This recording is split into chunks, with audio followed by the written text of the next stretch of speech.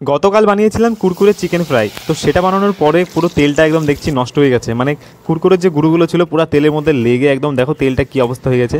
তো এবার ভাবছি যে কী করে এটাকে ক্লিন করা যায়। তো অনেকদিন আগে একটা ট্রিক্স দেখেছিলাম যে হচ্ছে কর্নফ্লাওয়ারটাকে গুলিয়ে এই তেলের মধ্যে দিলে পরে নাকি সেটা তেলটা ক্লিয়ার হয়ে যায়। তো চলো ট্রাই করে দেখি আজকে। তো এখানে আমি 2 চামচ কর্নফ্লাওয়ার নিয়ে নিচ্ছি, অল্প সামান্য জল দিয়ে সেটাকে ভালো করে গুলিয়ে নিয়েছি। এবার তেলটাকে একটু গরম করে সেই তেলটার মধ্যে পুরো কর্নফ্লাওয়ারটা দিয়ে দিব।